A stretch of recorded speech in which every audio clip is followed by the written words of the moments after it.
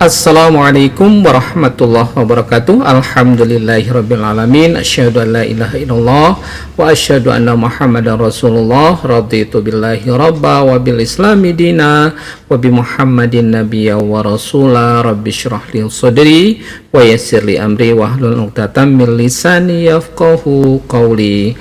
Halo, apa kabar semuanya ya? Semoga Anda semua selalu diberikan kesehatan, rezeki yang barokah dari Allah Subhanahu wa taala. Kita akan sharing kembali ya tentang ilmu produksi ternak perah ya. Pada kesempatan ini kita akan bahas tentang asal-usul dan prospek sapi perah ya, terutama di Indonesia tentunya ya, karena kebutuhannya sangat besar ya. Nah, asal-usul bangsa sapi perah atau dairy cattle dapat dilacak dari berbagai wilayah di Eropa, misalnya Asia dan Timur Tengah, di mana manusia mulai menjinakkan sapi dan memelihara ternak untuk produksi susunya. Nah, di beberapa bangsa sapi perah yang terkenal ya dan banyak digunakan saat ini berasal dari hasil domestikasi dan seleksi di daerah-daerah tersebut. Nah, domestikasi sapi ini diperkirakan terjadi sekitar 8.000 sekitar 10.000 tahun yang lalu ya, di wilayah yang sekarang menjadi bagian misalnya Turki, Timur Tengah, dan sebagian di Asia Selatan. Nah, dari sana sapi menyebar ke Eropa dan Asia, di mana seleksi alam ya dan adaptasi dan campur tangan manusia menyebabkan perkembangannya berbagai bangsa sapi perah ini dengan kemampuan khusus, termasuk sapi perah ya. Jadi terseleksi adaptasi dengan kondisi lingkungan yang ada ya.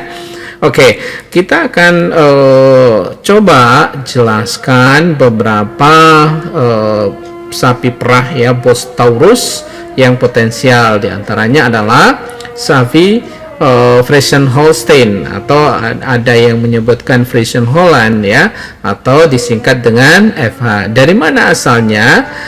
Asalnya adalah dari Belanda atau Friesland dan Belanda Utara ya. Nah, sejarahnya ya, bangsa sapi ini dikembangkan di Belanda dan telah menjadi bangsa sapi perah yang paling dominan di dunia.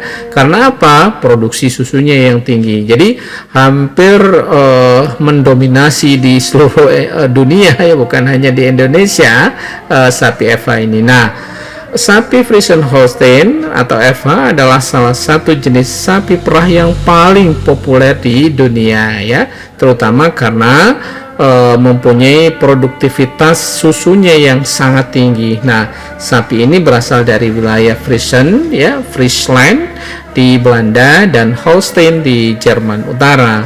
Nah, berikut ini beberapa ciri khas ya untuk supaya kita lebih mengenal sapi Friesian Holstein ini. Nah, mengenai warna dan penampilan, sapi Friesian Holstein ini biasanya memiliki warna tubuh hitam putih ya, yang sering kita lihat di berbagai media atau sosmed ya, atau di gambar-gambar. Nah, pola belang hitam dan putih ini sangat khas sekali ya. Ada juga yang varietas Friesian Holstein yang berwarna merah putih ya, meskipun ini agak lebih jarang ditemui. Kemudian yang kedua, produksi susu. Salah satu alasan utama sapi Friesian Holstein menjadi begitu populer adalah bahwa kapasitas produksi susunya yang sangat tinggi. Sapi ini bisa menghasilkan sekitar 20-30 liter susu per hari, bahkan bisa lebih ya. Ada di beberapa tempat di peternakan yang sudah bagus, sudah maju ya. Ini tergantung pada perawatan tentunya, tergantung pula pada pakan ya, nutrien pakan yang diberikan dan kondisi kesehatannya. Jadi luar biasa untuk sapi Friesian Holstein ini. Nah, sementara ukuran dan bobotnya, sapi perah ini memiliki ukuran yang relatif besar ya, dengan berat tubuh rata-rata sapi betina dewasa sekitar 600 sampai 700 kilogram bukan kilometer, sementara sapi jantan bisa mencapai lebih kurang bisa sampai 1000 kilo atau 1 ton. Nah, ini menunjukkan luar biasa nih untuk sapi Friesian Holstein ini atau sapi FH. Nah, kebutuhan pakannya ya, karena kapasitas produksi susunya yang tinggi ya, sapi Friesian Holstein ini memerlukan pakan yang kaya nutrisi, pakan yang berkualitas, dan manajemen pakan yang baik ya. Sangat penting untuk mempertahankan produksi susu yang optimal. Jadi patokan ini berbeda ya dengan sapi potong. Kalau kita menyusun ransum sapi perah ini, salah satu patokannya adalah berapa produksi susunya. Nah, sementara sifat adaptasinya ya, meskipun berasal dari daerah beriklim sedang atau daerah temperate ya, sapi Friesian Holstein bisa beradaptasi di berbagai iklim, termasuk di daerah tropis seperti kita ini ya, asalkan perawatan dan manajemen lingkungannya diperhatikan dengan baik. Bahkan di kota seperti di Jakarta ada juga ya yang memelihara supaya mereka lebih dekat dengan konsumen, asal ya kondisi lingkungannya bisa disesuaikan ya, diupayakan seoptimal mungkin supaya sapi yang dipelihara atau sapi FH ini tidak stres ya, dan nantinya akan mengganggu produksi susunya. Nah, yang keenam, perawatan kesehatan. Karena produktivitasnya yang tinggi, sapi ini membutuhkan perhatian yang khusus terkait kesehatan ya, terutama dalam hal penyakit seperti mastitis ya. Ini yang sering menjangkiti sapi-sapi atau sapi perah ya. Ini adalah infeksi pada ambing ya, yang umum pada sapi perah. Nah, sapi Friesian Holstein ini umumnya ya digunakan dalam industri peternakan skala besar maupun kecil untuk produksi susu dan pengembangan bibit sapi perah yang unggul. Jadi termasuk di Indonesia yang dominan itu adalah sapi FH atau Friesian Holstein, ataupun ada yang menyebutkan Friesian Holland ya. Oke, yang kedua itu sapi Jersey ya. Asalnya dari mana? Ini dari Pulau Jersey dekat Inggris. Nah, sejarahnya sapi Jersey terkenal karena menghasilkan susu dengan kadar lemak yang tinggi dan protein yang tinggi ya, meskipun produksinya lebih rendah dibandingkan dengan Holstein tadi ya, Holstein Friesian atau Friesian Holstein.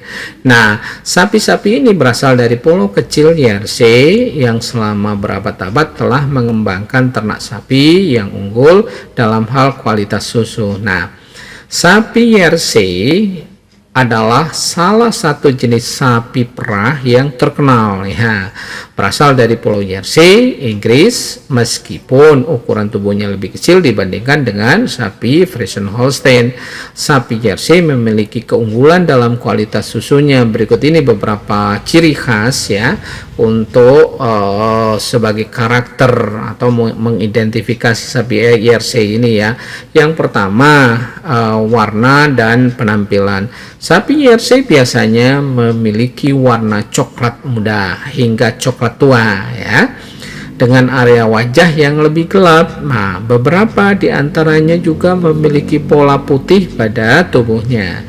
Nah, sapi ini memiliki tubuh yang lebih kecil dan ringan dibandingkan dengan sapi perah lainnya. Nah, sekarang produksi susunya seperti apa ya?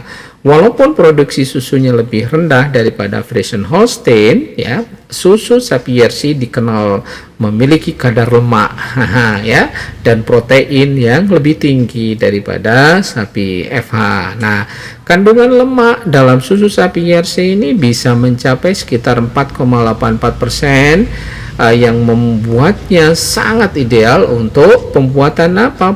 Pembuatan produk susu seperti keju misalnya ya, atau dibuat mentega ini ya. Jadi terkenal dia dibuat menjadi produk susu. Nah, ukuran dan bobot ya, sapi Jersey ini lebih kecil daripada Friesian Holstein dengan berat rata-rata sapi betina sekitar 400 sampai 500 kg. Nah, ukurannya yang lebih kecil ini membuat sapi ini lebih efisien dalam hal kebutuhan pakan dibandingkan sapi perah besar lainnya. Nah, sementara kebutuhan pakan karena ukuran tubuhnya lebih kecil, maka sapi Jersey ini lebih hemat pakan dan dapat memanfaatkan padang rumput ya yang lebih miskin nutrisi ya, atau marginal nutrisinya dibandingkan dengan sapi-sapi yang lebih besar. Nah, ini menjadikan pilihan yang baik untuk peternakan di daerah yang memiliki keterbatasan pakan. Nah, kemudian bagaimana dengan adaptasi lingkungannya? Sapi Jersey ini sangat tahan terhadap berbagai kondisi iklim, termasuk iklim tropis ya, yang membuatnya cocok untuk dipelihara di berbagai belahan dunia. Mereka juga dikenal lebih tahan terhadap panas dan lebih cepat beradaptasi dengan lingkungan yang baru. Nah, bagaimana dengan temperamennya? Sapi Jersey dikenal memiliki temperamen yang lembut dan jinak ya, sehingga lebih mudah ditangani oleh peternak.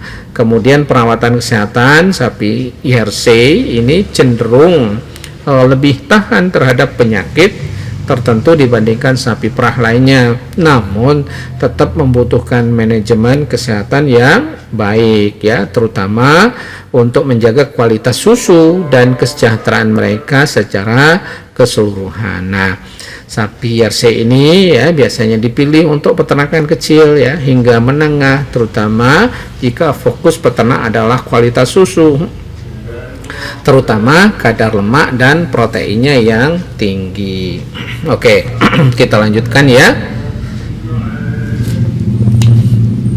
Sapi berikutnya adalah sapi Ayrshire. Asalnya dari mana? Asalnya dari Skotlandia atau wilayah Ayrshire. Sejarahnya Ayrshire itu dikembangkan di Skotlandia ya, dengan fokus pada daya tahannya ya, produksi susu yang baik dan kemampuan beradaptasi terhadap kondisi alam yang keras. Nah, sapi Ayrshire ini adalah jenis sapi perah yang berasal dari daerah Ayr di Skotlandia atau Scotland ya. Jenis ini dikenal karena kemampuannya untuk menghasilkan susu berkualitas dalam berbagai kondisi lingkungan. Nah, berikut ini adalah beberapa ciri khas dari sapi Ayrshire. Nah, warnanya dan penampilannya seperti apa? Nah, sapi Ayrshire ini umumnya memiliki pola warna merah coklat dan putih. Warna merahnya biasanya bervariasi dari coklat muda hingga merah tua, dan pola bercaknya biasanya tidak seragam. Tapi ini atau sapi ini berukuran sedang hingga tubuh yang kuat dan proporsional. Nah, yang kedua, produksi susunya. Sapi Ayrshire ini dikenal menghasilkan susu dengan kualitas yang baik, meskipun kadar lemak susunya sedikit lebih rendah dibandingkan sapi Jersey. Rata-rata kadar lemak susu Ayrshire ini adalah sekitar 4%, dengan kadar protein kisarannya adalah 3,3%. Dan mereka atau sapi ini mampu menghasilkan sekitar 20-25 liter susu per hari. Nah, bagaimana dengan ukuran dan bobotnya? Sapi Ayrshire ini termasuk sapi perah dengan ukuran sedang ya, di mana sapi betina dewasa memiliki berat sekitar 500 sampai 600 kilo ya, sedangkan sapi jantan bisa mencapai 800 sampai 900 kg. Nih ya gambar sapi Ayrshire-nya. Nah, sementara bagaimana dengan kebutuhan pakan? Nah, Sapi Ayrshire ini dikenal sebagai sapi yang efisien dalam memanfaatkan pakan ya. Sapi-sapi ini dapat bertahan dengan baik di padang rumput ya, kalau kita punya padang rumput yang kurang subur misalnya, dan dikenal sebagai sapi yang tangguh ya, serta tidak terlalu bergantung pada pakan berkualitas tinggi. Nah, selanjutnya adaptasi lingkungannya seperti apa? Sapi Ayrshire ini sangat tahan terhadap berbagai kondisi cuaca, baik di iklim dingin maupun panas. Ini sapi-sapi ini menjadikan pilihan ya, bisa dijadikan pilihan yang baik untuk peternakan di berbagai daerah, termasuk daerah ya dengan lahan gembala yang tidak ideal ya. Sapi-sapi ini dikenal sebagai sapi yang tahan terhadap penyakit. Nah, sekarang bagaimana temperamennya? Ini berhubungan dengan pengelolaan tentunya ya. Nah, sapi Ayrshire ini umumnya aktif dan cenderung lebih mandiri dibandingkan dengan sapi perah lainnya. Mereka terkadang dianggap sedikit lebih energik atau liar, agak liar ya. Tetapi secara keseluruhan tetap mudah diatur oleh peternak yang berpengalaman ya.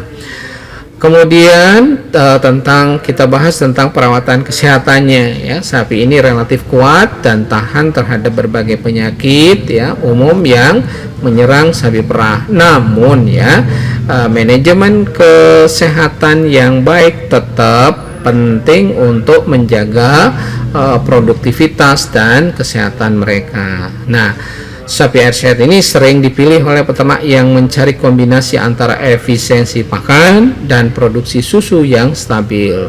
Sapi-sapi ini ideal untuk sistem peternakan yang bergantung pada padang rumput alami ya, atau peternakan di daerah dengan iklim yang bervariasi. Itu ya, sapi Ayrshire. Nah, berikutnya adalah sapi Guernsey ya. Asalnya dari mana? Asalnya dari Pulau Guernsey dekat Inggris ya. Sejarahnya ya, sapi Guernsey ini berasal dari Pulau Guernsey dan terkenal karena susunya yang kaya akan karotenoid ya, karotin ya, sehingga menghasilkan warna susu yang sedikit agak kekuningan. Nantinya ini bagus untuk vitamin A, sumber vitamin A tentunya ya, beta karotin itu sebagai provitamin A. Nah, sapi Guernsey adalah jenis sapi perah yang berasal dari Pulau Guernsey di Selat Inggris ya, dan dikenal karena produksi susunya yang berkualitas tinggi. Sapi ini juga dikenal dengan susunya yang kaya nutrisi, terutama beta karotin ya. Sekali lagi kita sebut ataupun beta karotin ini adalah provitamin A yang memberikan warna kekuningan alami pada susu sapi-sapi ini. Nah, berikut ini adalah beberapa ciri khas sapi Guernsey, warna dan penampilannya. Sapi Guernsey biasanya berwarna coklat kemerahan dengan bercak putih yang tidak teratur. Nah, ukuran tubuhnya sedang dengan penampilan yang seimbang dan proporsional. Nah, sementara produksi susunya seperti apa ya? Sapi Guernsey menghasilkan susu dengan kandungan beta karotin yang tinggi, yang tidak hanya menyehatkan tetapi juga memberikan warna kuning alami pada mentega dan produk susu lainnya. Nah, susunya juga kaya akan lemak sekitar 4,5% dan protein sekitar 3,5%, dan sapi-sapi ini mampu menghasilkan sekitar 20-25 liter susu per hari. Nah, sementara ukuran dan bobot tubuhnya sapi Guernsey ini termasuk dalam kategori sapi perah berukuran sedang ya, dengan berat rata-rata sapi betina dengan kisaran 450 sampai 500 kg. Nah, sapi jantan biasanya bisa mencapai 600 sampai 700 kg. Oke, selanjutnya adalah kebutuhan pakan. Sapi Guernsey dikenal sebagai sapi yang efisien dalam hal pakan. sapi-sapi ini bertahan dengan baik di padang rumput yang kurang subur dan tetap menghasilkan susu berkualitas. Keunggulan ini membuat sapi Guernsey menjadi pilihan bagi peternakan dengan lahan terbatas atau daerah dengan sumber daya pakan yang tidak optimal. Nah, kemudian bagaimana dengan adaptasi lingkungannya? Sapi Guernsey sangat adaptif dan mampu hidup di berbagai kondisi cuaca. Mereka atau sapi-sapi ini dapat bertahan baik di daerah beriklim sedang maupun panas, sehingga cocok nantinya untuk berbagai daerah di seluruh dunia. Nah, sifat adaptif ini penting ya, juga nanti sapi-sapi ini relatif mudah untuk dipelihara. Nah, sekarang kita berbicarakan temperamennya. Sapi Guernsey ini dikenal karena temperamennya yang lembut dan jinak ya, membuat mereka mudah diatur dan nyaman untuk dipelihara. Karena apa? Karakter sapi-sapi ini tenang ya, menjadikan mereka populer di kalangan peternak sapi perah. Nah, perawatannya, terutama perawatan kesehatan ya, sapi Guernsey umumnya memiliki kesehatan yang baik dan lebih jarang terkena penyakit. Ini penting ya. Nah, umumnya penyakit ini menjadi masalah untuk sapi perah. Nah, seperti penyakit mastitis ya. Namun, pemeliharaan kesehatan yang baik tetap penting untuk memastikan produktivitasnya. Jadi, secara keseluruhan, sapi Guernsey adalah pilihan yang baik untuk peternak yang mencari sapi perah dengan produksi susu berkualitas tinggi dan kaya nutrisi, terutama kadar beta karotinnya, lemak, dan protein yang tinggi dalam susunya. Oke. Kita lanjutkan, sapi berikutnya adalah sapi Brown Swiss. Asalnya dari mana? Sudah kelihatan ya, dari Swiss ya, atau Switzerland. Sejarahnya bangsa sapi ini dikembangkan di pegunungan Swiss dan dikenal memiliki tubuh yang besar, produksi susu yang baik, serta kualitas susu yang kaya akan protein. Sapi Brown Swiss ini adalah salah satu ras sapi perah tertua di dunia, berasal dari wilayah Alpen Swiss ya. Dikenal karena daya tahan yang kuat, umurnya yang panjang, dan produksi susu berkualitas tinggi. Nah, berikut ini adalah beberapa ciri khas ya sapi Brown Swiss. Nah, warnanya bagaimana dan penampilannya ya. Sapi ini umumnya berwarna coklat muda hingga abu gelap, dengan beberapa diantaranya memiliki warna agak kebiruan. Warna tubuhnya seragam dengan hidung, mulut, ujung ekor berwarna hitam. Memiliki penampilan yang kokoh, tubuh berat dan proporsional. Bagaimana dengan produksi susunya? Ya, ini penting ya. Sapi Brown Swiss menghasilkan susu dengan kadar protein tinggi dan lemak yang seimbang, yang menjadikan pilihan yang ideal tentunya ya untuk pembuatan keju. Rata-rata produksi susu harian sapi ini bisa mencapai 25-30 liter ya, hampir sama dengan Friesian Holstein ya, atau VF, sapi Eva, dengan kandungan lemak sekitar 4% dan protein 3,5%, 3,5%. Nah, susunya dikenal memiliki kualitas yang baik dan sangat cocok untuk produk olahan susu seperti keju Swiss ya. Nah, sementara ukuran dan bobot tubuhnya, sapi Brown Swiss ini termasuk sapi perah berukuran besar ya. Sapi betina dewasa biasanya bisa memiliki berat sekitar 600-700 kg. Nah, sedangkan sapi jantan bisa mencapai 900-1200 kg, bisa mencapai lebih dari 1 ton ya. Nah, tubuh yang besar memberikan mereka kekuatan dan ketahanan untuk hidup lebih lama.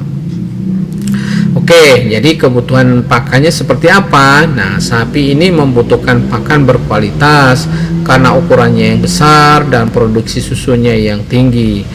Walaupun demikian ya, sapi Brown Swiss ini dikenal efisien dalam memanfaatkan pakan, sehingga mereka tetap produktif dengan pengaturan pakan yang baik. Nah, Adaptasi lingkungannya sekarang ya, salah satu keunggulan dari Brown Swiss ini, sapi perah Brown Swiss ini adalah kemampuan beradaptasi dengan berbagai kondisi lingkungan.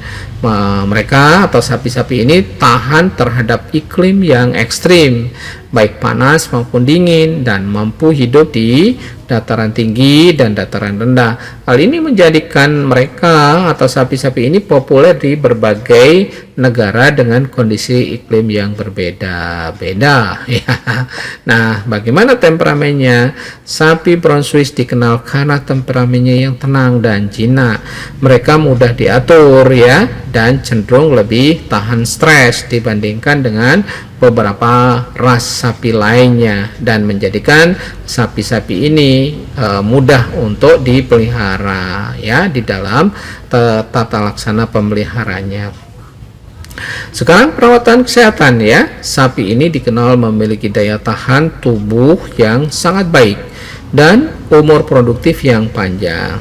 Sapi ini cenderung lebih jarang terkena masalah kesehatan seperti mastitis, namun tetap ya bagaimanapun memerlukan manajemen kesehatan yang baik untuk menjaga produktivitasnya.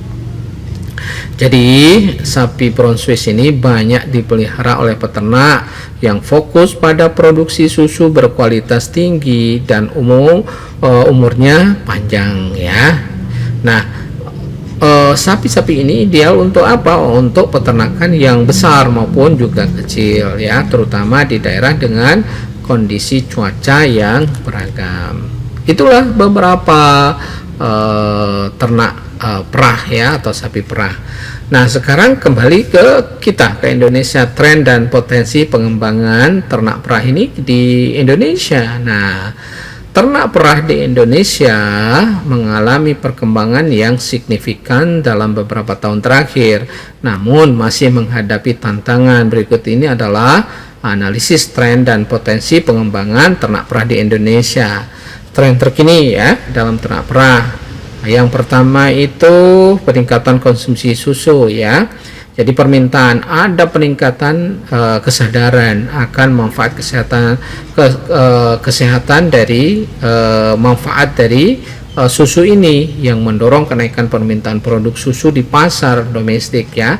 Masyarakat sudah sadar ya pentingnya konsumsi susu sebagai salah satu yang bisa diandalkan untuk meningkatkan konsumsi protein hewani ya, dan juga untuk kesehatan tulang dan sistem imun ya, untuk boosting sistem imun ya, untuk meningkatkan kekebalan tubuh kita. Nah, produk susu olahan ya, permintaan untuk produk susu olahan ini seperti yogurt ya, keju dan kefir juga meningkat ya, menunjukkan bahwa pergeseran dari hanya konsumsi susu segar ke produk susu yang lebih bervariasi. Nah, berikutnya adalah modernisasi dan teknologi. Jadi teknologi pemeliharaan misalnya ya.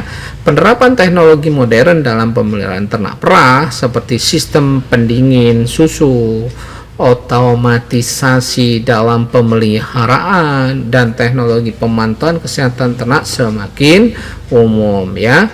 Kemudian pengolahan susu yang baik dilakukan IPS ya, industri pengolah susu, kemajuan dalam teknologi misalnya pengolahan susu ya, termasuk proses pasteurisasi dan UHT, ultra high temperature, yang memungkinkan produk susu ini memiliki masa simpan yang lebih lama dan kualitas yang baik ya, kualitasnya bisa ditingkatkan. Nah, yang berikutnya adalah pemanfaatan pakan berkualitas. Jadi pakan terbarukan, jadi penggunaan pakan berkualitas tinggi dan teknologi pakan seperti fermentasi pakan misalnya ya, kemudian peningkatan manajemen pakan dan pakan berbasis tanaman lokal semakin diterapkan untuk meningkatkan produktivitas sapi perah kita ya, untuk meningkatkan produk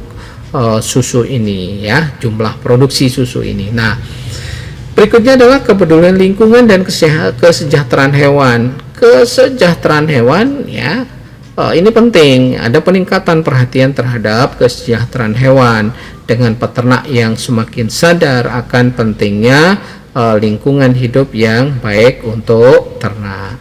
Nah, sekarang praktek berkelanjutan ya, penerapan praktek pertanian berkelanjutan ya, sustainable dan ramah lingkungan juga menjadi bagian dari tren, termasuk pengolahan limbah dan penggunaan energi terbarukan.